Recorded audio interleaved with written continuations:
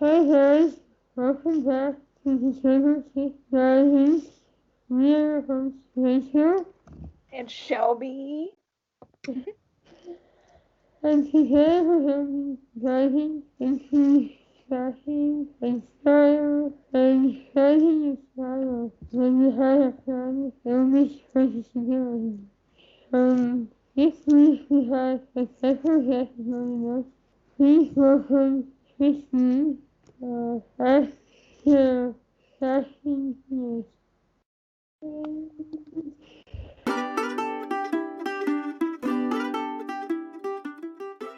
Thank you for coming on. Of course, this is my first time on a podcast, so exciting. That's cool. Tell us Uh, a little bit about yourself and like what your diagnoses are, if you're comfortable sharing that, and like things like that. Yeah, for sure. So I'm Christy. I'm currently a graduate student doing my master's in Hawaii, which is my boyfriend's home state, which is sort of how I ended up here. I sort of started getting uh, really bad symptoms in college, which is when I started sort of my diagnosis journey, I guess. Now looking back, I realized that there are a lot of things that were kind of red flags before that I just had kind of written off as like, well, everyone probably feels this way sometimes. But then once I got to college, I started having like really severe GI symptoms, really bad abdominal pain, and really bad circulatory problems.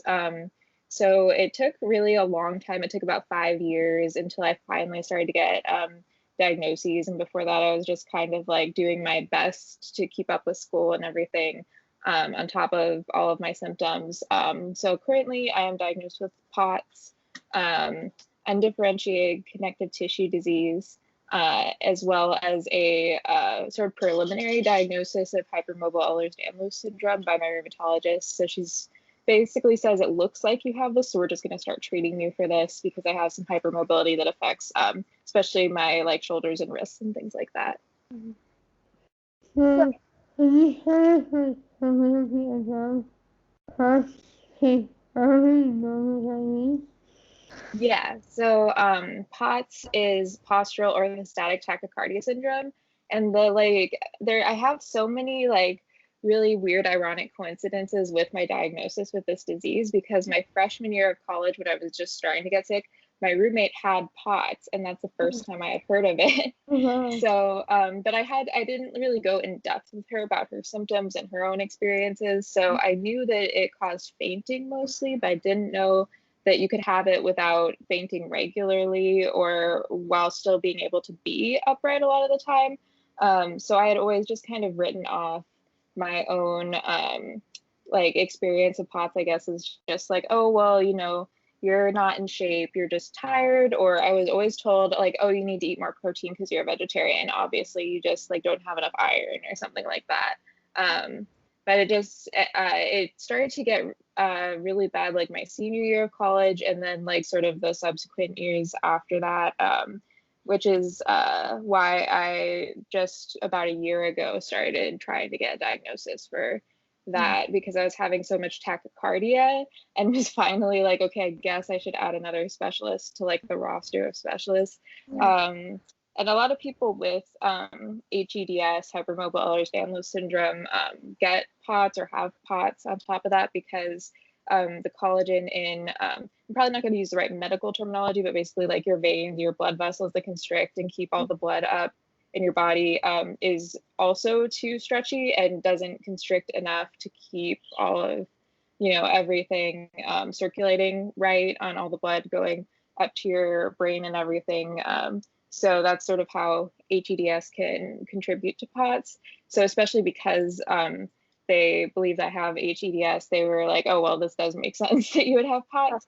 Um, I got like an Apple Watch after my diagnosis because I was like, okay, I should probably keep an eye on this to see like when my symptoms are getting out of whack. And I realized that a lot of feelings I was very familiar with of being just feeling really heavy and tired and not necessarily even noticing that my heart was beating really fast were actually signs of my heart rate being in like the 160s to 170s. Oh yeah.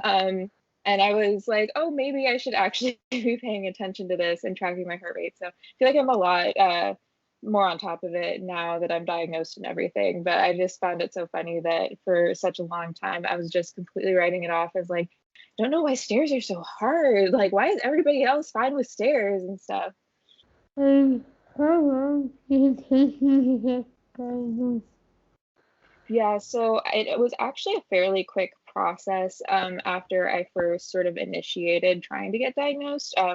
Basically, right after graduating from college in 2018, I established with a rheumatologist because I was having a lot of joint swelling that was unexplained, and everyone was like, "This is probably a really weird, like rheumatological condition." So they referred me to a rheumatologist who actually ended up being really amazing and listened to all my concerns. And she was the first one who did like a very brief physical exam and was like, oh my goodness, there's so many things going wrong here. Like I see so many red flags. And that was like the first doctor who was like, maybe it's IBS, it's fine. So it was the first doctor who actually like tried to like pinpoint what was going wrong and actually, you know, started me on meds that like really changed my quality of life and things. So when I told her that I was like, I have a lot of tachycardia issues too, like I kind of want to look into this because it's getting worse.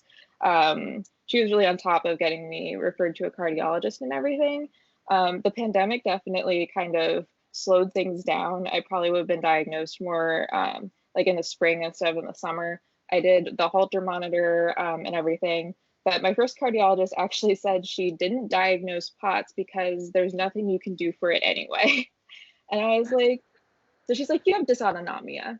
I'm just gonna leave it at that. Eat salt. And I was like, what? But then she ended up moving away during the pandemic and was sort of, they just transferred my case over to a different cardiologist who actually deals with a lot of POTS patients. And like first thing he said when I finally got a in-person appointment with him, like a few months later, he walked into the room. He's like, I don't know why she wouldn't diagnose you with POTS, but like looking at your chart, you obviously have POTS based on all of your test results. So I was like, okay, cool, great. Can I get like some medication for this? So I've been still kind of working out what sort of medications in addition to just, you know, increasing liquids and sodium and everything work the best for me. So I'm still kind of in that process and trying to get my insurance to approve a lot of them because they're kind of prescribed off label, which is always super fun. But yeah, so it's about, I'd say maybe 6 months or so from my first time actually getting in to see the cardiologist to getting diagnosed.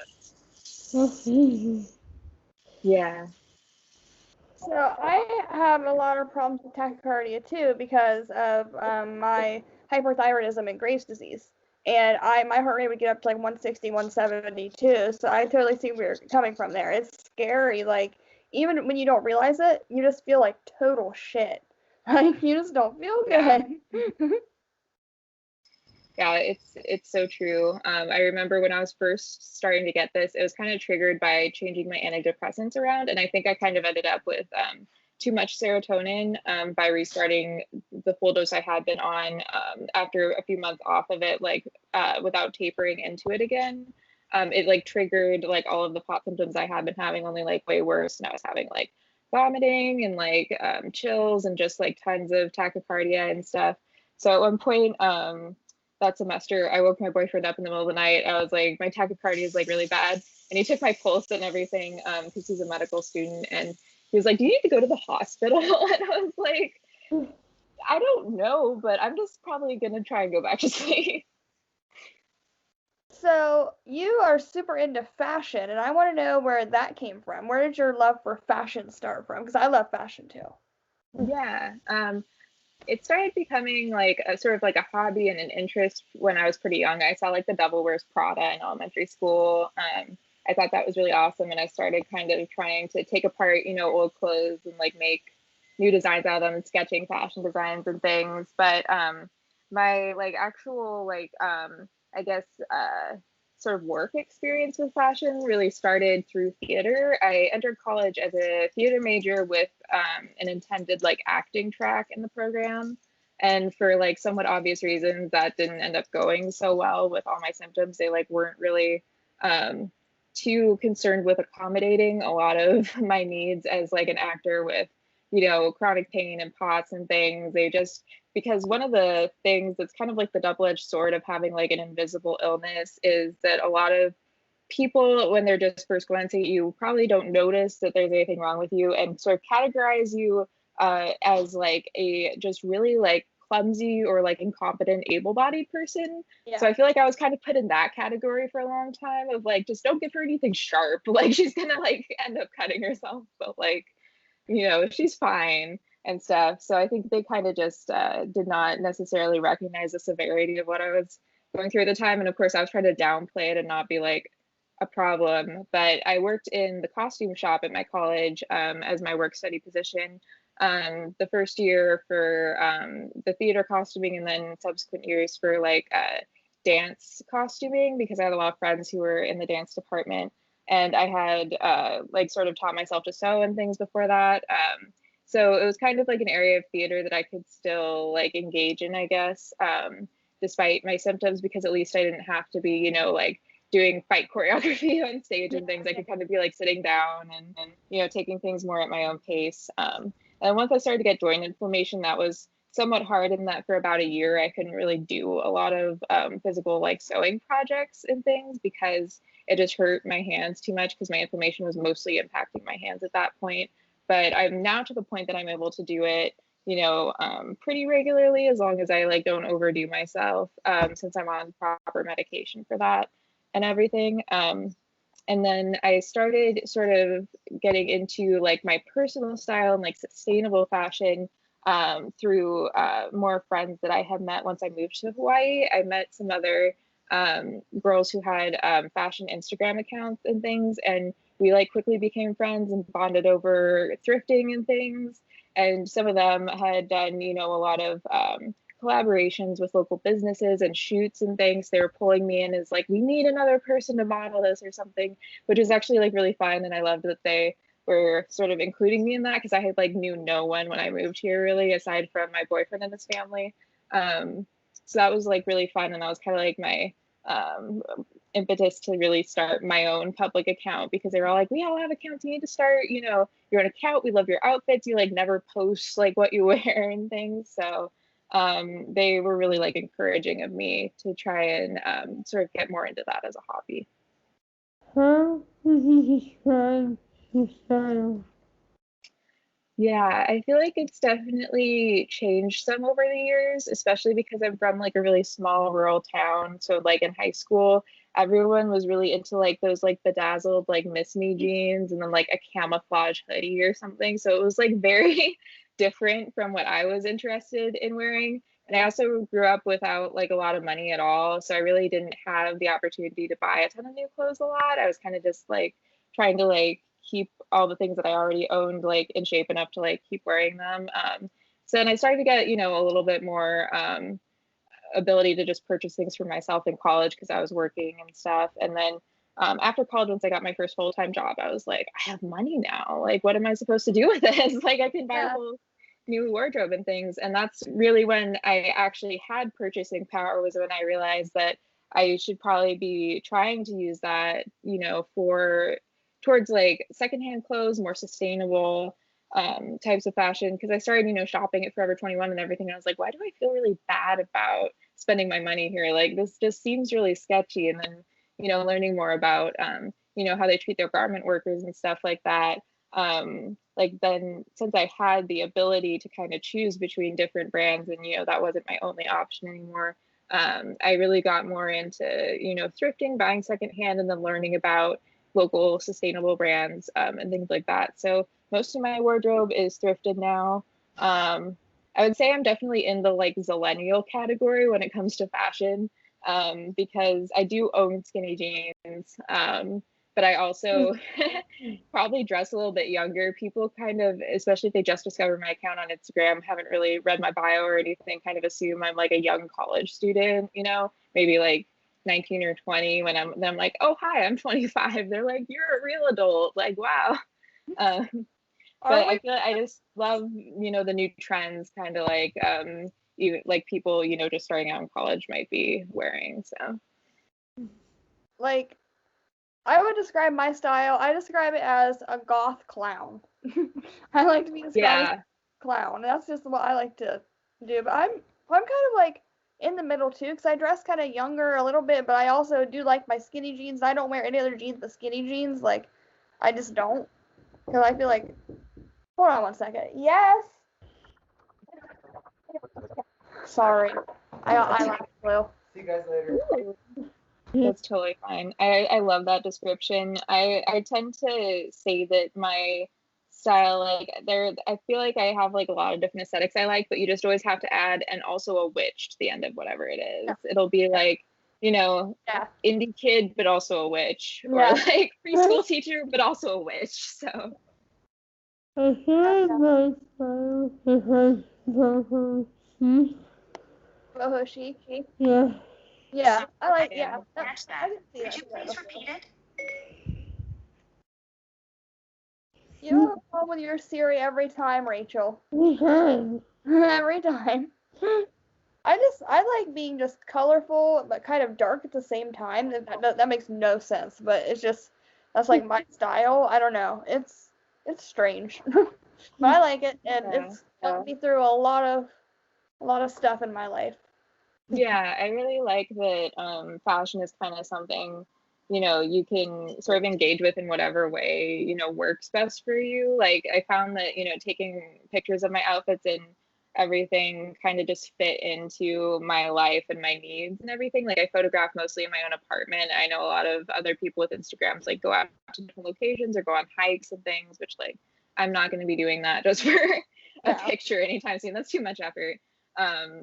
And I like originally didn't even try really reaching out to, brands to collaborate or anything like that, because I was like, I'm just kind of doing this, for myself, in my own apartment. Like nobody really wants to send me things to just take pictures of, like against my own white walls and everything. But then I think during the pandemic, once everybody else started having to kind of have restrictions too, and also not be able to, go out to parties and take pictures elsewhere, it became, I think, more normalized that I was kind of just shooting from my own space. So I think that kind of gave me a little bit more confidence to try and actually put myself out there a little bit more and everything. And I also found myself, kind of trying out more like punk styles and kind of darker aesthetics too, because just to kind of get my emotions out there about a lot of things going on in the world. I kind of like also using fashion to express like, negative emotions in addition to positive emotions. Yes. Absolutely. Yeah. I feel it's hard to decide the country is an issue when you're taking out outfits. It used to be like a huge consideration because when I was having tons of abdominal pain and GI issues, I literally just had to get rid of a lot of my like high-waisted, like tighter like skirts and things, because that was like the year that like the circle skirts were like the trendiest thing ever, with the tight like elastic waistbands and everything, or like the tight belts. And I just like had so many things in my closet that I just could not wear anymore because it made it just like so much worse. Whereas now I definitely have to take, especially like shoes and things into consideration sometimes, for especially like knee and hip like joint comfort if I know I'm gonna be standing and walking a lot. But yeah, I still enjoy wearing, at least for photos, a lot of things that might look kind of uncomfortable if I don't necessarily need to have them on for a super long period of time. But I do try and work a lot of my like compression garments into my outfits too. Like I have like compression leggings and things for my pots, compression socks, and I wear like wrist braces and things sometimes as well. And usually if I'm wearing it like in real life because I'm having a flare or something, I like won't be hiding it on my Instagram. It's just like gonna be in the picture, because I feel like it's just like counterproductive, I guess, to try and sort of hide that kind of thing when it's like, well, this is normal. So Yeah. if I like need a wrist brace this week, then I'm just gonna be wearing it also in my pictures. It used to be a huge consideration because when I was having tons of abdominal pain and GI issues, I literally just had to get rid of a lot of my like high-waisted, like tighter like skirts and things, because that was like the year that like the circle skirts were like the trendiest thing ever, with the tight like elastic waistbands and everything, or like the tight belts. And I just like had so many things in my closet that I just could not wear anymore because it made it just like so much worse. Whereas now I definitely have to take, especially like shoes and things into consideration sometimes, for especially like knee and hip like joint comfort if I know I'm gonna be standing and walking a lot. But yeah, I still enjoy wearing, at least for photos, a lot of things that might look kind of uncomfortable if I don't necessarily need to have them on for a super long period of time.